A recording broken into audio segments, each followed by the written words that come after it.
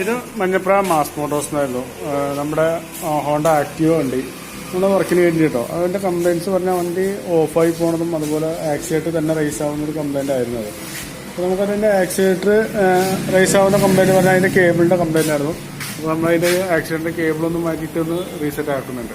അപ്പോൾ accident cable മാറണം. അതുപോലെ വണ്ടി ഓഫായി പോണ കംപ്ലയിൻറ്റ് ആ കാർബറേറ്ററിൻ്റെ ആണ്. കാർബറേറ്റർ കൊണ്ട് അയച്ച് നമ്മൾ ക്ലീൻ ചെയ്യുന്നുണ്ട്. കാർബറേറ്ററിൻ്റെ അടുത്ത് ഈ ഒരു ജെറ്റ് സ്ലോ ജെറ്റ് എന്ന് പറയും. ഈ ഒരു ജെറ്റ് അത്യാവശ്യം നല്ല രീതിയിൽ ബ്ലോക്കാണത്. ചെറിയ മൈന്യൂട്ടായിട്ടുള്ള ഹോളുകളാണ് വരിക. അത്യാവശ്യം നല്ല രീതിയിൽ ബ്ലോക്കാണ്. അപ്പോൾ ഈ ജെറ്റൊന്ന് മാറ്റണം. കാർബറേറ്റർ ഫുള്ളായിട്ടൊന്ന് അയച്ച് ക്ലീൻ ചെയ്യണം. അതുപോലെ തന്നെ അതിൻ്റെ ഈ ഒരു ഫ്ലോട്ട് വാൾവും നമുക്കതൊന്ന് മാറ്റി റീസെറ്റ് ആക്കണം. ഇവിടെ ചെറിയൊരു തുരുമ്പിൻ്റെ അംശമൊക്കെ കാണിക്കുന്നുണ്ട്. അപ്പോൾ ഈ ഫ്ലോട്ട് വാൾവും കൂടി ഒന്ന് മാറ്റിയിട്ടൊന്ന് റീസെറ്റ് ആക്കണം. ഓക്കെ. പിന്നെ അതുപോലെ തന്നെ നമ്മളതിൻ്റെ എയർ ഫിൽറ്ററൊക്കെ ഒന്ന് ചെക്ക് ചെയ്യാൻ വേണ്ടി അയച്ചിട്ടുണ്ട്. എയർ ഫിൽറ്റർ ഒന്ന് ക്ലീൻ ചെയ്തിട്ടാൽ മതി. അതിൻ്റെ പ്ലഗ് ആയാലും വേറെ കുഴപ്പമൊന്നുമില്ല. പ്ലഗും എയർ ഫിൽറ്ററും ക്ലീൻ ചെയ്തിട്ടാൽ മതി. കാർബറേറ്റർ നമുക്കൊന്ന് ഫുള്ളായിട്ടൊന്ന് അയച്ച് ക്ലീൻ ചെയ്യണം കേട്ടോ.